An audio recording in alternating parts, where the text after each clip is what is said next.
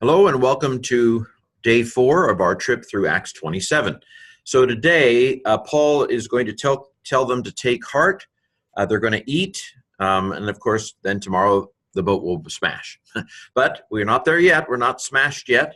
So we begin with verse 27. We're floating in the Mediterranean Sea in dire straits. No pun intended. Okay, so, and as the 14th night came to be. This is again, you should know Agenatah by now if you've been following along. This is the aorist of genomai. It's third person singular with the toe. Amenu eto. And it's aorist because the gen. Indicative because of the epsilon is a short vowel. So it's aorist. Middle indicative, but it's deponent. Okay, and this is 14th night. As the 14th night came about, the 14th night of us passing along in the Adriatic, which apparently they could call the waters below Italy the Adriatic as well, or at least he could be speaking informally as well. This is a present diaphero, so it's a participle. Men are passive or middle participles. Could it be deponent? No, it's not deponent. It's just middle. Okay, so it's a present middle participle from diaphero. The 14th night of us passing through in the Adriatic. According to the middle of the night, the sailors were thinking to be led to a certain country. To them, I've not spent too much time thinking about it, but I'm not quite sure. This seems unnecessary. It was occurring to them. Or they were thinking, maybe, let me look at, it was a thought to them. I'm not quite sure why the to them is there. But we get the sense, right? The sailors were thinking, this is the imperfect of hupo noeo. They were thinking that they were approaching a certain country, probably Malta. They're probably approaching St. Paul's Bay in Malta. They're probably within a number of miles, of course, several miles. Of that bay. But verse 28, and having made a sounding, so this is, I talk about this in the podcast, they lower a rope. It's not nautical, boo, boo, it's not sonar. It's a rope with a lead at the bottom. Sigma alpha, aorist. My aunt is a active participle, aorist active participle, nominative masculine plural, bolidzo. So having made a sounding, they found 20 fathoms, about 5 or 6 feet is a fathom. This is heurisco, but we're missing the sco, so it's aorist. Aorist active indicative, third plural. They found 20 fathoms. A little bit having gone forward, and again, having made a sounding, they found 15 fathoms. So it's getting shallower. Although this is not 20 feet, this is over 100 feet, right? So it's still pretty deep. I don't know how long it took them to lower a rope, but we can imagine Luke being interested in this sort of thing. But sigma alpha is aorist. My aunt is a active participle. So we have a number of these aorist active participles.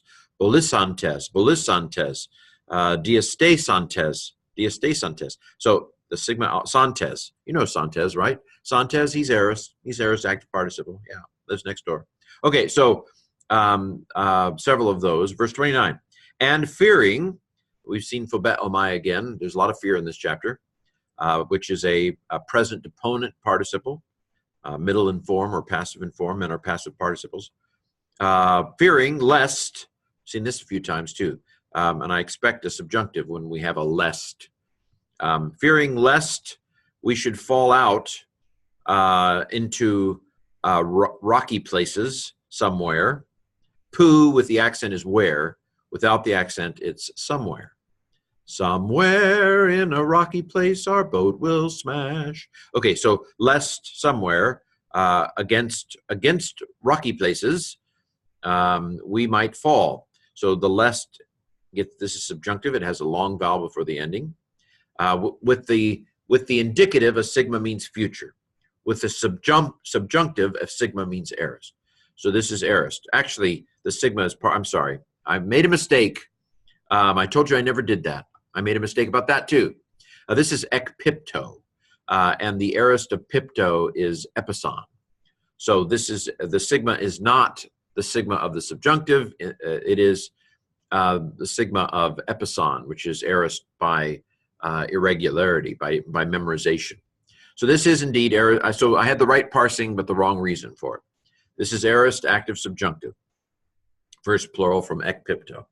Fearing lest we should fall out, what they did was from the stern, prumne, the back of the boat, from the stern, having thrown out 4 anchors. C is the key to hidden sigma, so we have a hidden sigma alpha. So we have santes again, aorist active participle, from ripto, I think, is the word here. Ripto, yes, ripto. So having thrown out 4 anchors, they were praying for it to become day. We're praying, it's imperfect here. To become is genomai, but it's gen, so it's aorist infinitive, aorist deponent infinitive, aorist middle deponent infinitive. Okay, 1 slide is passed. We have 2 more slides. Verse 30. And the sailors seeking to flee from the boat, genitive absolute, right? And having lowered the skiff, the lifeboat, into the sea on the pretext as if from the prow, that is from the front, prore. Notice that prore and prumne, I don't know, that it's easily confused. Prumne is the stern, the back of the boat, and then prore is the front of the boat. As if from the pretext, from the prow, being about to stretch out anchors. Yeah, we're just going to go to the front of the boat. We're going to lower the lifeboat down and throw out some anchors. Okay, we'll be right back. Yeah, no. Okay, so Paul sees right through it. But here we have a present active participle, zeteo. My aunt is an active participle. Genitive absolute, noun in the genitive, participle in the genitive. The sailors seeking to flee. This is from fugo, but fugo in the present has an epsilon right here, fugo. So this is the aorist of fugo. Loses an epsilon in the aorist. So it's an aorist active infinitive.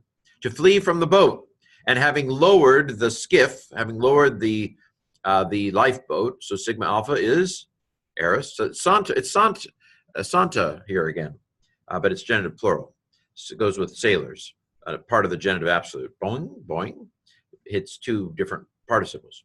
So this is an aorist active participle, genitive masculine plural. The sailors seeking to flee the boat and having lowered the lifeboat into the sea by pretense, this is a dative singular, dative feminine singular, prophesis, on the pretext, as from the prow anchors being about to stretch out. So you see you have zetuntone, you have kalasanton, and you have melantone. So we have 3 genitive participles governed by this one genitive noun. So it's this is a big genitive absolute, multiple participles, this present active infinitive. Okay, but Paul sees through it. Verse 31. Paul said, aping an aorist, Paul said to the centurion and to the soldiers, quote, capital letter, so it's quote, unless, aeon me can mean unless, or, I mean, literally it's if not, or woodenly it's if not. If not, these should remain in the boat, but I think we can go ahead and say unless these should remain in the boat. Because on subjunctive is coming. Subjunctive is coming. It's one of those conjunctions. So menosin is subjunctive. We've had internal lengthening. It's meno, right? And now we have main here. So this is the aorist. It's a liquid verb. So liquid verbs, the way they form an aorist, they don't do sigmas, but they do internal lengthening. This is subjunctive. I know it's subjunctive not only because of the on, because it has a long connecting vowel. In the indicative, this would be usi, but the omicron lengthens to an omega and the upsilon goes on a lunch break. So this is a aorist active subjunctive from meno. Unless these should remain in the boat, you to be saved not are able. You will not be saved unless these men stay in the boat. To be saved, theta eta, aorist passive. Infinitive, aorist passive infinitive from sozo, to save. You are not able, do na mai, it's deponent, but it's present. Present middle deponent. indicative from dunamai, second plural. Verse 22, then the soldiers, they cut off the ropes of the lifeboat, skoinia, the ropes. They cut it off, apokopto.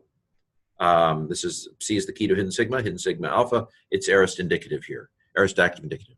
They cut off the ropes of the lifeboat and they allowed it to fall off. So the lifeboat's gone. Oh, well, we're all in this together. This is ekpipto again. So it's aorist infinitive. Epison is the aorist of pipto. So ekpison is the aorist of ekepison is the aorist of ekpipto. They permitted sigma alpha, it's aorist. They allowed it to float away. Okay, slide number 3. And until day was about to become, and the way I think we have to translate this, and when day was about to become, as day was about to become, even though this means until. This is the imperfect of mellow. It's a little weird that it would go from mellow to a mellow. We would expect an epsilon to add for the imperfect usually, but it's irregular and we just deal with it. Until the time when, relative pronoun, akri, who is kind of a construction. There are more words than we need in English, to be honest, until which day was about to become. This is a present infinitive here. So I think there is the sense of it, it's happening right now. It's not aorist as an undefined, it's continuous, present infinitive here. Paul was encouraging everyone to receive food. So Paul hasn't eaten. He says, let's chow down. This is about over. I'm encouraged. You ever had anybody like that? Well, that was tough. It's over now. Let's eat. So this is the imperfect of parakaleo. Paul was encouraging, imperfect, all to receive, lobbing you an aorist. So this is the aorist of metalambano, food, saying, you have endured, you are enduring, diateleo, I think that's present there. Diateleo, can I find it? Can I find it? Can I find it? I'm not finding it. I want to find it, 45. Diateleo, to go, yes. Okay, so this is present. You are now enduring the 14th day today, awaiting without food. So you've been without food for 14 days, awaiting, expecting. You've lost your appetite. Prostokeo, present active participle. This is accusative. You are enduring now the 14th day, waiting without food. Receiving nothing. Lobbing you an aorist again, proslambano. Receiving nothing. Verse 34, therefore, I encourage you to take food. Lobbing you an aorist there, metalambano. Same word as up here. Same form, actually. To receive food, for this exists for your salvation.